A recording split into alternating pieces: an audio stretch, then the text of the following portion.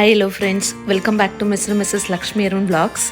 ಎಲ್ಲರೂ ತುಂಬಾ ಚೆನ್ನಾಗಿದ್ದೀರಾ ಅಂತ ಭಾವಿಸ್ತಾ ಈ ವ್ಲಾಗ್ನ ಸ್ಟಾರ್ಟ್ ಮಾಡ್ತಿದ್ದೀನಿ. ತುಂಬ ಜನ ಪೆಟ್ ಓನರ್ಸ್ಗೆ ಕಾಡೋ ಅಂಥ ಪ್ರಶ್ನೆ ಏನು ಅಂತ ಹೇಳಿದ್ರೆ, ನಾವು ನ್ಯೂ ಪೇರೆಂಟ್ಸ್ ಆದಾಗ ನಮ್ಮ ಪೆಟ್ಸ್ನ ಎಲ್ಲಿ ಕಳಿಸ್ಬೇಕು, ನಮ್ಮ ಮಕ್ಕಳ ಜೊತೆ ನಾಯಿನ ಸಾಕ್ಬೋದಾ ಇಲ್ವಾ ಅಂತ.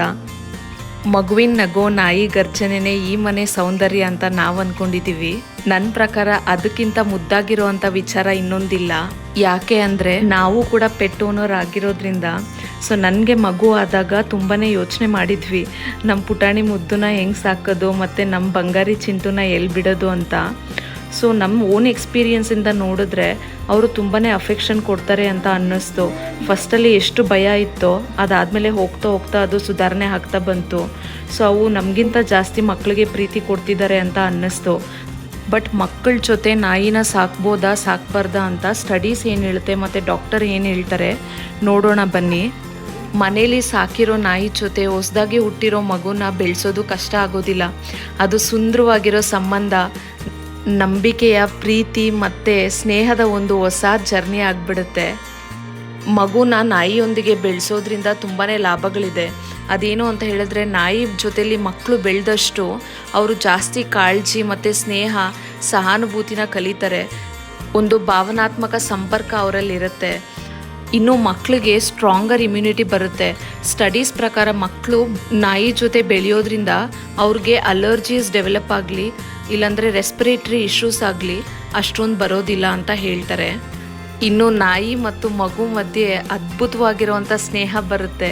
ಸೊ ನಮ್ಮ ಮಕ್ಕಳಿಗೆ ಅವರೇ ಫಸ್ಟು ಗೆಳೆಯರಾಗ್ತಾರೆ ಮತ್ತು ಆಟದಲ್ಲಿ ಸಂಗಾತಿಗಳಾಗ್ತಾರೆ ಮತ್ತು ನಿಸ್ವಾರ್ಥವಾಗಿರುವಂಥ ರಕ್ಷಣೆಕಾರರಾಗ್ತಾರೆ. ಇನ್ನು ಹಲ್ವಾರು ಸ್ಟಡೀಸ್ ಹೇಳೋ ಪ್ರಕಾರ ಮಕ್ಕಳು ನಾಯಿ ಜೊತೆಯಲ್ಲಿ ಬೆಳೆದಾಗ ಅವ್ರಿಗೆ ತುಂಬಾ ಕೈಂಡ್ನೆಸ್ಸು ಮತ್ತು ರೆಸ್ಪಾನ್ಸಿಬಿಲಿಟಿ ಬರುತ್ತೆ ಮತ್ತು ಹೆಲ್ಪಿಂಗ್ ನೇಚರ್ ಬರುತ್ತೆ ಅಂತ ಹೇಳ್ತಾರೆ. ಅದೇ ಒಂಟಿಯಾಗಿ ಬೆಳೆಯೋ ಮಕ್ಕಳು ಜಾಸ್ತಿ ಒಂಟಿತನ ಕಾಡುತ್ತೆ ಅಂತ ಹೇಳ್ತಾರೆ. ಅದು ನಿಮ್ಮದು ಫಸ್ಟ್ ಮಗು ಆಗಿದ್ದರೆ ಅವ್ರಿಗೆ ಲೋನ್ಲಿನೆಸ್ಸು ಜಾಸ್ತಿ ಆಗ್ಬೋದು. ಮತ್ತು ಪ್ರಾಣಿ ಪಕ್ಷಿಗಳ ಮೇಲೆ ಇರುವಂಥ ಪ್ರೀತಿ ಜವಾಬ್ದಾರಿ ಕೂಡ ಮಕ್ಕಳಿಗೆ ಜಾಸ್ತಿ ಆಗುತ್ತೆ.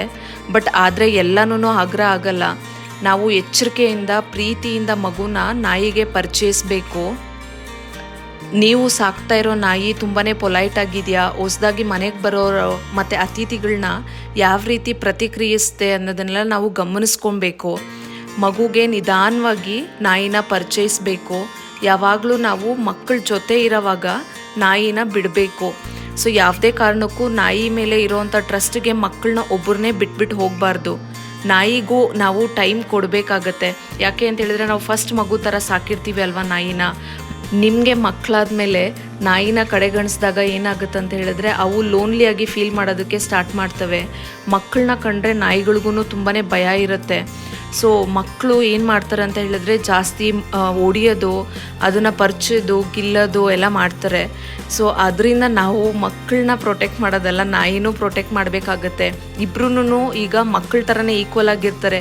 ಎರಡು ಮುಗ್ಧ ಜೀವಗಳಲ್ವಾ, ನಾವೇನೂ ಮಾಡೋದಕ್ಕಾಗಲ್ಲ. ಅದಕ್ಕೆ ನಮ್ಮ ಮುಂದೆ ಮಕ್ಕಳನ್ನ ನಾಯಿ ಜೊತೆ ಬೆರೆಯೋದಕ್ಕೆ ಬಿಟ್ಟಾಗ ನಾಯಿನೂ ನಾವು ಎಚ್ಚರಿಕೆಯಿಂದ ನೋಡ್ಕೋಬೋದು ಮತ್ತು ಮಕ್ಕಳಿಗೂ ಯಾವುದೇ ರೀತಿಯಾಗಿರುವಂಥ ಹಾನಿ ಆಗದಿರೋ ಹಾಗೆ ನೋಡ್ಕೊಳ್ಬೋದು.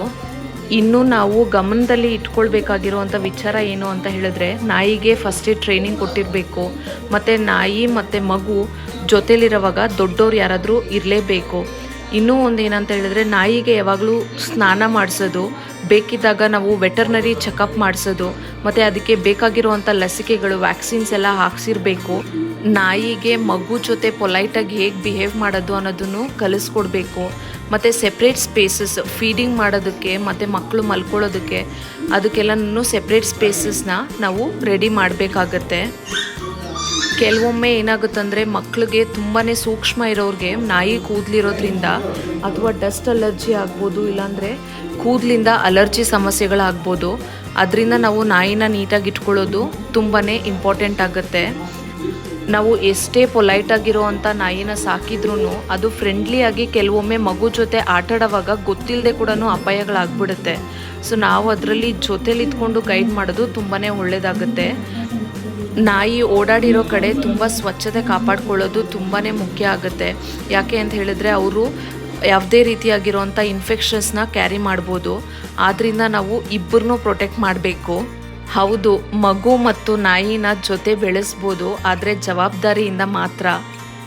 ಹೆಚ್ಚು ಪ್ರೀತಿ, ಹೆಚ್ಚು ತಾಳ್ಮೆ ಮತ್ತು ಸ್ವಲ್ಪ ಟ್ರೈನಿಂಗ್ ಇತ್ತು ಅಂತ ಹೇಳಿದ್ರೆ ನಿಮ್ಮ ಮಗುನು ಮತ್ತು ನಿಮ್ಮ ನಾಯಿ ತುಂಬಾ ಒಳ್ಳೆ ಬೆಸ್ಟ್ ಫ್ರೆಂಡ್ಸ್ ಆಗಿ ಜೀವನಕ್ಕೂ ಬದುಕ್ಬೋದು. 2 ಕಾಲು ಹೊಂದಿರೋವಂಥ ಒಂದು ಮಗು, 4 ಕಾಲು ಹೊಂದಿರೋವಂಥ ಇನ್ನೊಂದು ಮಗು, 2 ಮಕ್ಕಳನ್ನೂ ಬೆಳೆಸೋದು ನಿಮ್ಮ ಜವಾಬ್ದಾರಿ ಆಗಿರುತ್ತೆ. ಇಬ್ಬರನ್ನೂ ಬಿಟ್ಕೊಡೋದಕ್ಕಾಗೋದಿಲ್ಲ. ಬಟ್ ಈ ಅನುಭವ ಮಾತ್ರ ನಮಗೆ ತುಂಬಾ ಒಳ್ಳೆ ಎಕ್ಸ್ಪೀರಿಯನ್ಸ್ ಕೊಡುತ್ತೆ ಜೀವನಕ್ಕೂ. ಅಪಾರ ಮುಗ್ಧತೆ ಮತ್ತು ಪ್ರೀತಿ ತುಂಬಿರುವಂಥ ಈ ಮುಗ್ಧ ಜೀವಗಳನ್ನ ನೋಡ್ಕೊಳ್ಳೋದು ನಮ್ಮ ರೆಸ್ಪಾನ್ಸಿಬಿಲಿಟಿ ಆಗುತ್ತೆ. ನೀವು ಡಾಗ್ ಓನರ್ಸಾ ಮತ್ತು ನಾಯಿಗಳಂದರೆ ನಿಮಗೆ ತುಂಬ ಇಷ್ಟ ಇದೆಯಾ? ನಿಮ್ಮ ಮಕ್ಕಳನ್ನ ನಾಯಿ ಜೊತೆ ಬೆಳೆಸೋದಕ್ಕೆ ಆಸೆ ಇದೆಯಾ? ದಯವಿಟ್ಟು ಕಮೆಂಟ್ ಮಾಡಿ.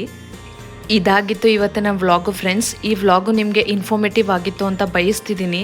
ಈ ವ್ಲಾಗು ನಿಮಗೆ ಇಷ್ಟ ಆಗಿದ್ದರೆ ದಯವಿಟ್ಟು ಒಂದು ಲೈಕ್ ಮಾಡಿ, ಶೇರ್ ಮಾಡಿ ಮತ್ತು ನಿಮ್ಮ ಅನಿಸಿಕೆನ ಕಮೆಂಟ್ ಮಾಡಿ.